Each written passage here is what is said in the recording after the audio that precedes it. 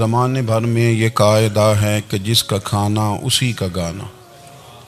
حضرت حکیم الامت فرماتے ہیں کہ زمانے بھر میں یہ قاعدہ ہے کہ جس کا کھانا اسی کا گانا، تو جن کا ہم کھا رہے ہیں انہی کے پھر گیت ہم گا رہے۔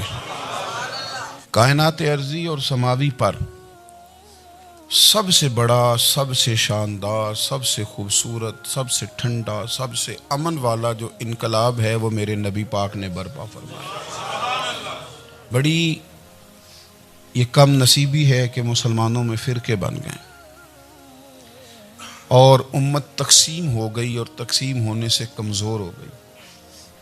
لیکن افسوس کی بات یہ ہے کہ لوگ اس بات کو سمجھنے سے عاری ہیں کہ عید میلاد النبی صلی اللہ تعالیٰ علیہ وسلم تو امت اس بات کے شکر کے طور پہ مناتی ہے کہ اللہ نے ہمیں اپنے نبی کا غلام بنایا۔ آؤ میں تمہیں مسلم شریف پڑھ کے سناتا ہوں، اور راوی بھی وہ بندہ جو ہر وقت حضور کے قریب رہتے تھے، حضرت انس بن مالک رضی اللہ تعالیٰ۔ آپ فرماتے ہیں مجھے وہ دن بھولتا ہی نہیں، میں بھلا سکتا ہی نہیں جس دن میرے نبی پاک مکے سے ہجرت کر کے مدینہ طیبہ تشریف لائے۔ حضور اس دن کیا ہوا تھا؟ تو حضرت انس بن مالک فرماتے ہیں ساری بیبیاں چھتوں پہ چڑھ گئی، ساری عورتیں اپنے اپنے کام میں مصروف ہوتی ہیں، کوئی کسی وجہ سے چھت پہ چڑھ جائے تو چڑھ جائے، ساری کٹھی تب بھی چڑھتی ہیں جب گلی میں کچھ اور ہو، جب کوئی انوکھی بات۔ ساری بیبیاں چھتوں پہ چڑھ گئیں، بچے درختوں کے ساتھ چمٹ گئے، اور فرماتے ہیں کہ 70 کے قریب لوگ حضور کی سواری کے آگے تھے اور باقی سینکڑوں کی تعداد سے سواری کے پیچھے تھے، اور فرماتے ہیں یہ الگ منظر تھا۔ اور یہ مسلم شریف میں نعرہ موجود ہے، مسلم شریف میں یہ صحیح مسلم میں موجود ہے کہ جب حضور مدینے آ رہے تھے تو مدینے والے نعرہ لگاتے تھے یا محمدہ یا رسول اللہ، اور چلتے ہوئے لگا رہے تھے یا محمدہ یا رسول اللہ کا وہ نعرہ لگا رہے تھے۔ اور پھر حضرت انس بن مالک فرماتے ہیں یہ دو منظر یہ تھے، ایک تیسرا منظر بھی تھا۔ مدینہ شریف کے اندر کچھ قبیلے تھے، آج بھی ایسا ہونا نہیں چاہیے، یہ اسلام نہ صرف اس کو ناپسند کرتا ہے بلکہ اس کی تردید کرتا ہے۔ چھوٹی برادری بڑی برادری آج بھی تقسیم ہے، نہیں ہونی چاہیے۔ عرب کے اندر بھی تقسیم تھی، کچھ قبیلوں کو چھوٹا جانتے تھے، کچھ کو بڑا جانتے تھے۔ ایک قبیلہ تھا بڑا قبیلہ، بنو نجار کا، چودھریوں کا قبیلہ، سیٹھوں نوابوں کا قبیلہ، بڑے لوگوں کا قبیلہ۔ اس قبیلے کی بیٹیاں ایک کونے میں دف لے کے بیٹھ گئیں۔ نبی پاک صلی اللہ تعالیٰ علیہ وآلہ وسلم کے غلاموں بات کو سمجھیں۔ ایک منظر یہ کہ عورتیں چھتوں پہ، آج ہم منع کریں گے کیونکہ یہ پردے کی آیتیں نازل ہونے سے پہلے کی بات ہے، اب آیتیں آ گئیں، اب ہم یہ اجازت نہیں دیتے۔ عورتیں چھتوں پہ چڑھ گئیں، مرد گلیوں میں نعرے لگانے لگے، اور بنو نجار قبیلے کی بیٹیاں، چھوٹی بچیاں وہ ایک کونے میں دف لے کے بیٹھ گئیں اور وہ پڑھنے لگیں طلع البدر علیہ۔ اب تو میلاد غریبوں میں رہ گیا ہے، ہمارے یہاں فیشن ہو گیا ہے، جب حالات خراب ہوتے ہیں تو لوگ برکت کے لیے میلاد کراتے ہیں، اور جب امیر ہو جاتے ہیں پھر انہیں میلاد کے جائز ہونے کی دلیل ہی کوئی نہیں ملتی۔ پھر وہ یہ فیشن ہے، بندہ تھوڑا سا پڑھ جائے نا دو چار چیزیں تو ہر چیز کو غلط کہنا اس کی طبیعت ہوتی۔ پھر یہ فیشن ہے کہ میری سوسائٹی نہیں ہو گئی، کتابیں نہیں ہو گئیں، فرنیچر نیا ہو گیا، دوست نئے ہو گئے، تو مذہب وہی پرانا۔ ہوئے کوئی ترقی کرنی چاہیے، پھر وہ ترقی کرتے ہیں بیچارے، اور جن کی پیچھے 10 نسلیں اور 50 نسلیں میلاد مناتی آنے کو تو نہیں دلیل کوئی نہیں ملی۔ سبحان اللہ۔ جن کی دادی وضو کر کے کھیر پکاتی تھی 11ویں کی، جب امیر ہو جاتے ہیں تو انہیں 11ویں پکانے کی دلیل ہی نہیں ملتی۔ اب آپ امیر ہو گئے میرے بھائی، آپ کا فیشن ہے، یہ طبیعت کا حصہ ہے۔ آپ چاہتے ہیں کہ میں وہ کام کروں جو درویش لوگ، سادے لوگ نہیں کرتے۔ تم اپنے معاملات کو بچانے کے لیے نعرے لگاؤ تو تمہارے پاس ساری دلیلیں ہیں، لیکن یہ تمہارا نصیبہ ہے کہ تم جھوٹوں کے نعرے لگاتے ہو، لیکن یہ غریبوں کا نصیبہ ہے کہ میلاد والے رسول کا نعرہ لگا۔ یہ غریب کا حصہ ہے۔ لیکن وہ بنو نجار کی بچیاں غریب نہیں، امیر گھرانے سے تھیں۔ انہوں نے جو بات کی اس کو حفیظ جلندری نے لکھا۔ مرحوم کہنے لگے کہ وہ ننھی بچیاں، چھوٹی بچیاں تھیں، کہتے وہ ننھی بچیاں وہاں بیٹھ کر دف بجاتی تھیں اور رسول پاک کی جانب اشارے کر کے گاتی تھیں، اور لوگوں سے کہتی تھیں کہ یہ کو ہمارا پیشہ نہیں دف بجانا، ہم تو چودھریوں کی بیٹیاں ہیں، ہم تو بڑے خاندان سے ہیں۔ وہ ننھی بچیاں جو بیٹھ کر وہاں دف بجاتی تھیں، رسول پاک کی جانب اشارے کر کے گاتی تھیں اور کہتی تھی ہم ہیں بچیاں نجار کے عالی گھرانے کی، خوشی ہے آمنہ کے لال کے تشریف لانے، ہمیں بڑی خوشی ہے آمنہ کے لال کے، خوشی ہے آمنہ کے لال کے، خوشی ہے آمنہ کے لال کے، ہمیں خوشی ہے آمنہ کے لال کے تشریف، خوشی ہے بس آمنہ کے لال کے تشریف۔ نبی پاک صلی اللہ تعالیٰ علیہ وآلہ وسلم سے امت کا جذباتی رشتہ ہے۔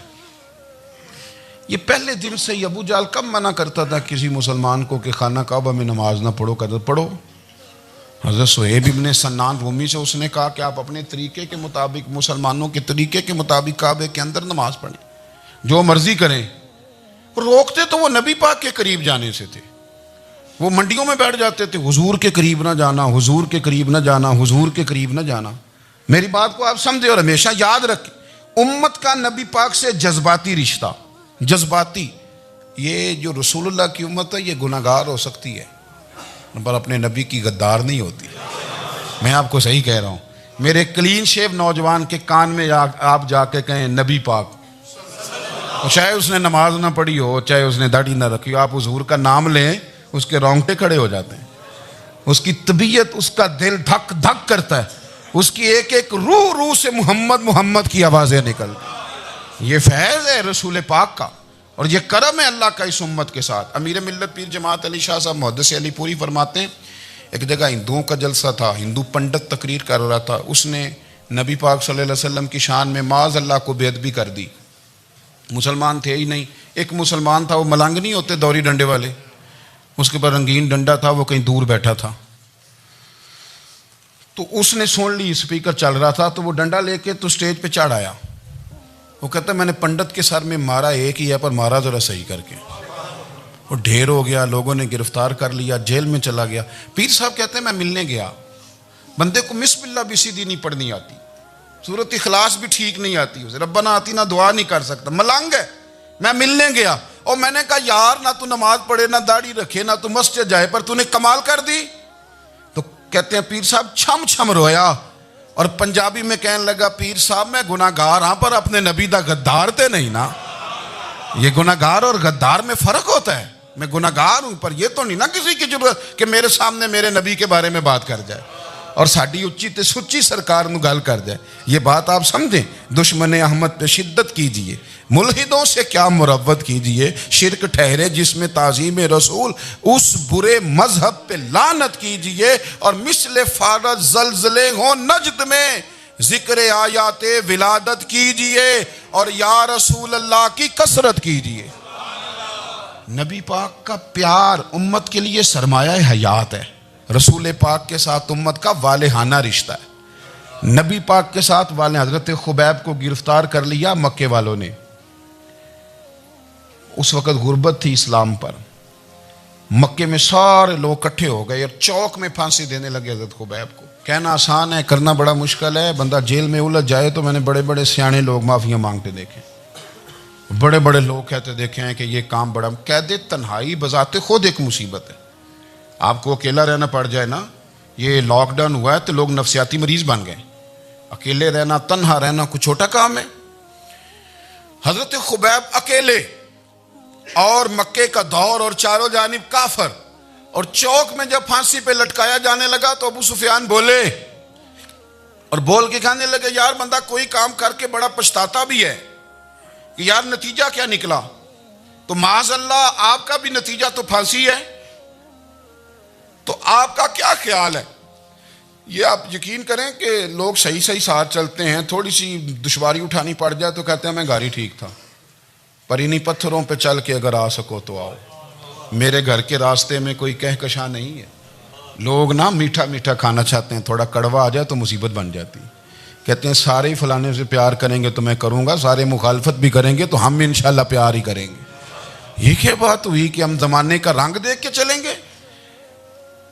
اب بعض لوگ پچھتا رہے ہوتے ہیں حضرت خبیب سے کہا، ابو سفیان نے ابھی کلمہ نہیں پڑھتے تھے، کہنے لگے تو اس وقت پھانسی پہ لٹک رہا ہے اور تیرے نبی مدینے میں اور آرام میں، اور ان کے صحابہ آرام میں، اہل بیت گھر میں، تیرے ذہن میں اگر اس وقت یہ بات ہو کہ اس وقت تیری جگہ پہ وہ ہوتے معاذ اللہ، تو پھر کیا ہوتا؟ مجمع غیروں کا، علاقہ غیروں کا، یہ ٹائم آیا تھا اب نعرہ رسالت لگانے کا، اب ٹائم آیا حضرت خبیب نے نعرہ رسالت لگانا ہے، پر لگانا کس طرح ہے کہ کافر یاد رکھیں۔ حضرت خبیب سے کہنے لگے اگر تیری جگہ حضور ہوتے تو پھر تیرا کیا خیال ہے معاذ اللہ؟ تو حضرت خبیب کہنے لگے تم ابھی بھی نہیں سمجھے؟ ٹھیک ہے میں مکے میں اکیلا ہوں، سارے لوگ مدینے میں ہیں، پر میں پچھتا نہیں رہا، میں تو فخر کر رہا ہوں، میں فخر کر رہا ہوں اس لیے کہ چوری کر کے جان نہیں دے رہا، مدینے والے کی عزت پہ جان دے رہا ہوں، میں فخر کر رہا ہوں۔ فرمایا سن، تو کہتا ہے تیری جگہ حضور ہوتے اور تم انہیں یہاں معاذ اللہ پھانسی پہ لٹکاتے۔ فرمایا سن، میں تو یہ بھی پسند نہیں کرتا کہ میں گھر میں بیٹھا ہوں اور میرے نبی کو ہلکا سا کانٹا بھی چبھ جائے، ہمارا اپنے نبی سے محبت کا رشتہ ہے، ایک کانٹا بھی حضور کے قدم مبارک میں چبھے ہمیں برداشت۔ مجمع ان کا تھا، نعرے لگ رہے تھے، ہم نے مسلمان پکڑ لیا، لیکن حضرت خبیب نے اکیلے، اللہ کرے آپ کو میری بات کی سمجھ آئے، اللہ کرے آپ کو سمجھ آئے، اکیلے جب پھانسی کے تختے کے قریب نعرہ لگایا نا کہ میں تو کانٹا بھی نہیں چبھنے دوں گا اپنے نبی کو، اب سارے ہار گئے۔ اب اس ایک جملے نے نا ان کو شکست خوردہ کر دیا، اب بول کچھ نہیں سکتے تھے، گردنیں جھک گئیں، اور جب سناٹا چھایا تو ابو سفیان ساتھ والے سے کہنے لگا باقی ساری باتیں اپنی جگہ پر ہیں، پر اصحاب محمد سے پیار تو بڑا ہی کرتے ہیں نا، اور وہ کچا رنگ للاری والا جیڑا چڑھ دا تے لیندا رہندا، اے عشق تیرے دا رنگ محمد چڑھ جائے پھر نہیں لیندا۔ کہا یار پیار تو یہ کرتے ہیں نا، اس میں کوئی شک والی بات؟ اس پیار سے کافر ڈرتا ہے۔ نبی پاک کے ساتھ جذباتی وابستگی، حضور کے ساتھ غلاموں کا جذباتی رشتہ، اور نبی پاک صلی اللہ تعالی علیہ وسلم کی آمد پر تشکر کے جذبات۔ امام رازی نے لکھا ہے کہ حضرت موسیٰ کلیم اللہ علیہ السلام نے تورات کی تختیوں کے اندر ایک امت کا ذکر پڑھا کہ جو امت گناہ کا ارادہ کرے گی تو گناہ لکھا نہیں جائے گا جب تک کر نہ لے، اور نیکی کا ارادہ کرے گی تو رب ان کی نیکی لکھ دے گا، اور جب وہ کر لے گی تو اللہ 10 گنا اجر عطا کرے گا، اور وہ ایسی امت ہوگی کہ جن کے چہرے قیامت کے دن نور کی طرح چمکیں گے، اور وہ امت ہوگی جن کی اللہ تعالیٰ زمین ساری پاک فرما دے گا، جہاں نماز پڑھیں گے نماز ہو جائے گی۔ یہ تذکرے پڑھ کے تو حضرت موسیٰ کلیم عرض کرنے لگے اللہ یہ امت میری بنا دے، تو رب کریم نے فرمایا کہ موسیٰ نہیں، یہ تو میرے محبوب کی امت ہے، فرمایا یہ تو میرے نبی پاک کی امت، حضور کی امت۔ اللہ اکبر۔ حضرت موسیٰ معمولی آدمی نہیں، وہ جلیل القدر پیغمبر ہیں جن کا قرآن کے ہر سپارے میں تذکرہ ہے، کہیں واضح طور پہ کہیں اشارتاً، ہر پارے میں۔ اور حضرت موسیٰ اللہ کے وہ نبی ہیں جو رب سے ڈائریکٹ باتیں کریں کوہ طور۔ کہا اے موسیٰ یہ امت تو میرے نبی کی ہے، تو حضرت موسیٰ علیہ السلام عرض کرتے ہیں، امام رازی نے لکھا ہے، کہتے ہیں اے اللہ پھر مجھے اپنے نبی کی امت میں شامل کر۔ وہ یار ہمیں لوگ کہتے ہیں میلاد نہ مناؤ، جس امت میں آنے کے لیے حضرت موسیٰ نے دعا مانگی، جس محبوب کی غلامی کے لیے، ہمیں تو دعا بھی کوئی نہیں مانگنی پڑی، اللہ نے فضل سے ہی مدینے والے کا غلام بنا دیا۔ تو ہم حضور کے تذکرے نہ کریں، ہم تشکر نہ کریں، ہم نبی پاک صلی اللہ تعالی وسلم کی نعت نہ پڑھیں، ہم حضور کے آنے پر جشن کا اظہار نہ کریں، ہر وہ جائز طریقہ جس سے اظہار خوشی ہو سکے وہ میلاد پہ کرنا چاہیے، اور اس کے لیے اسباب بنانے چاہیے۔ امت کا ایک جذباتی انداز ہونا چاہیے نبی پاک کے ساتھ، ایک وارفتگی، ایک ذوق، ایک طبیعت کے اندر وجدان۔ نعرہ مطلب اس طرح نہ ہو کہ بس چل رہا ہے کام، میں نہیں ہوں قائل، میں کہتا ہوں پہلے تو کوئی لگائے نا، اور پھر نعرہ جب لگتا تھا نا تو مسلمانوں کے یہاں نعرہ لگتا تھا تو بڑے بڑے لوگ کانپ جاتے تھے۔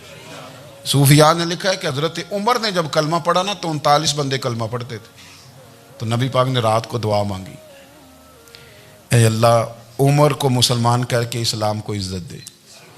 حضرت عمر سویرے آ گئے، میں وہ تفصیل میں نہیں جاتا، بات لمبی۔ حضرت عمر جب آئے نا اور انہوں نے آتے جب کہا نا کہ میں کلمہ پڑھنے آیا ہوں، تو حضور اتنے راضی ہوئے کہ نبی پاک نے کہا اللہ اکبر، تو صحابہ نے نعرے لگائے اللہ اکبر اللہ اکبر، یعنی 40 لوگ مسلمان ہوئے تو نعرے لگے ہمارے صوفیاء کہتے ہیں حضرت عمر کے آنے پر جب نعرے لگے تو بتاؤ کہ وہ تو نعرہ تکبیر لگا، نعرہ رسالت کیوں نہیں لگا؟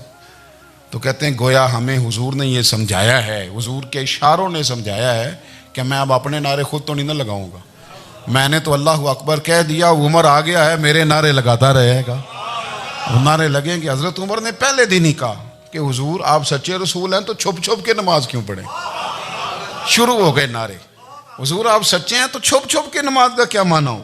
تو حضور نے فرمایا تیرا کیا ارادہ ہے؟ کہ حضور سارے نہیں، ایک میں ایک امیر حمزہ، ایک لائن کے آگے وہ لگ جائے، ایک کے آگے میں لگ جاؤں، اور باقی مسلمان جتنے ہیں کل 40 تھے، پیچھے 18 19 بچیں گے، تو ایک لائن میں وہ ہو جائیں، ایک میں آگے ایک میں امیر حمزہ ہو، ایک میں ہوں، تو دیکھ لیتے ہیں یہ ہمیں نماز کیسے نہیں پڑھنے دیتے۔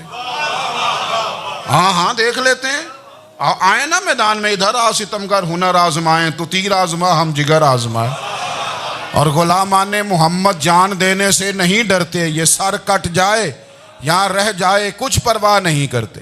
فرمایا ابھی پتہ چل جاتا ہے نا، ایک لائن میں حضرت امیر حمزہ ہو گئے، ایک میں حضرت عمر ہو گئے۔ پہلے یہ مارتے تھے جو حرم شریف میں مسلمانوں کے طریقے پہ نماز پڑھتا تھا، یہ جلوسوں کی بڑی برکت ہے، اندر بیٹھے رہے نا چپ کر کے، نکل جائیں تو پتہ کچھ بھی نہیں چلتا، جب نکلتے ہیں نا لوگ کہتے ہیں جلوس کیا معنی ہے، تو میں بتاتا ہوں نا جلوس کا معنی کیا ہے۔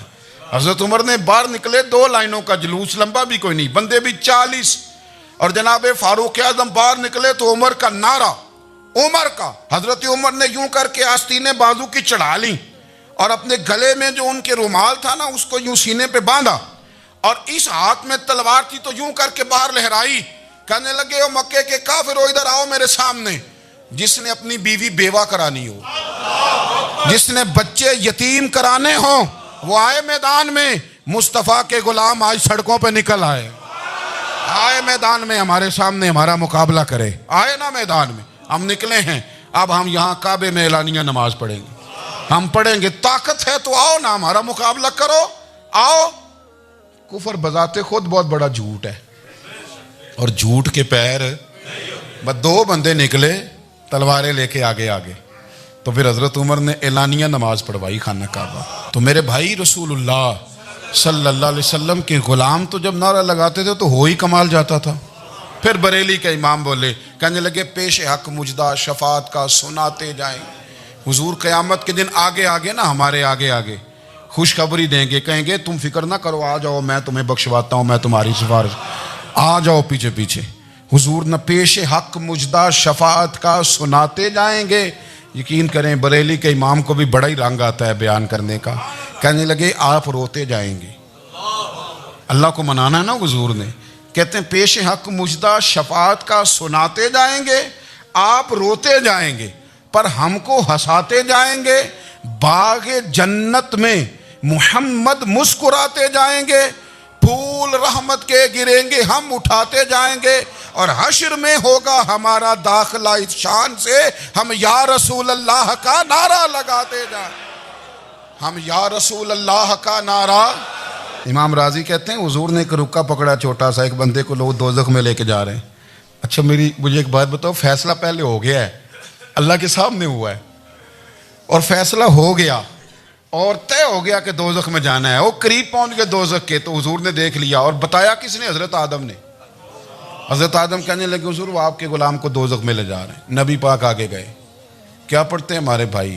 حضور نے مجھے ان سے چھڑا کے چھوڑ دیا۔ نبی پاک صلی اللہ علیہ وسلم آگے گئے، فرمایا ادھر آؤ، کہاں لے کے جا رہے ہو؟ اللہ کے سامنے فیصلہ ہوا ہے نا، فرشتوں نے کیا ہے نا، فرشتے کو کسی سے بددیانتی تو نہیں نہ کرتے، فرشتوں نے جو کیا ٹھیک کیا ہے نا، کیوں لے کے جا رہے ہو؟ سونے گناہ زیادہ ہیں، نیکیاں تھوڑی ہیں، فرمایا میرے سامنے تو لو۔ کسی فرشتے نے نہیں کہا کہ سونے معاذ اللہ ہم کو بے ایمان ہے، ہماری کوئی سے زد چل ساڈا کو بننا سان جائے دے نال، بھائی میرا مطلب ہے صحیح تولا ہے، فیصلہ ہے، فرمایا دوبارہ تولو۔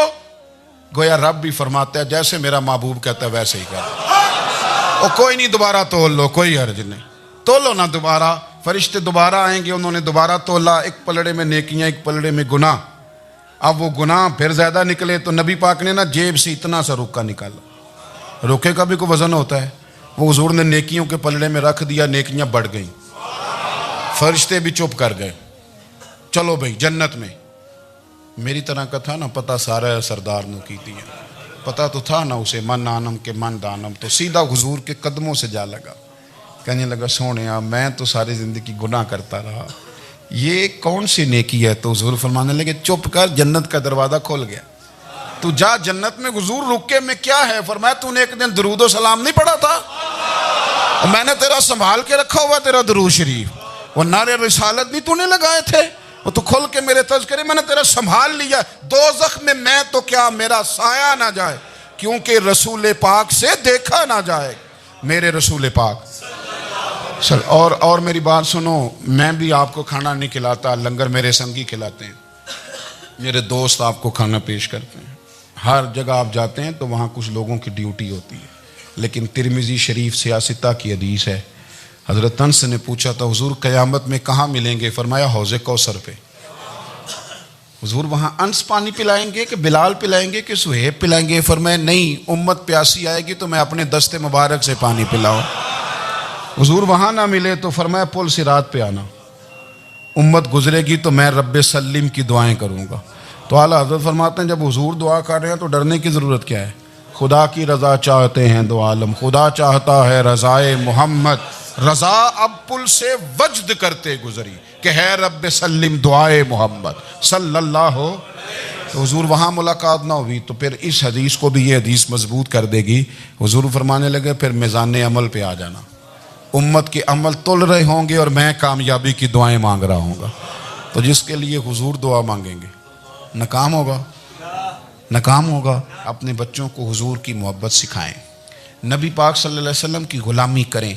آپ کا رشتہ نبی پاک کے ساتھ مضبوط ہونا چاہیے, آپ کے تعلقات حضور کے ساتھ مضبوط ہونے چاہیے. اور آپ نے دائیں بائیں نہیں دیکھنا کہ پراپوگنڈا کیا ہے, لوگ کیا کہہ رہے ہیں. لوگوں کو دیکھ کے جو لوگ رستہ بناتے ہیں وہ پیچھے رہ جاتے ہیں. آپ نے یہ دیکھنا ہے کہ میرا حضور سے نسبت کا تعلق مضبوط ہے, کوئی کدھر جا رہا ہے اس سے ہمیں کوئی تعلق. اس وقت عالمی حالات کیا ہیں, قومی حالات کیا ہیں, معاشی حالات کیا ہیں, جرنلسٹ کیا کہہ رہے ہیں فلانے کے, ہمیں اس سے غرض نہیں ہے. ہمیں تو اتنا پتہ ہے کہ ہم نے اپنے نبی کو راضی کرنا ہے. تو اس لیے خوبصورت محافل کا ذکر کریں, خوبصورت درود شریف پڑھیں.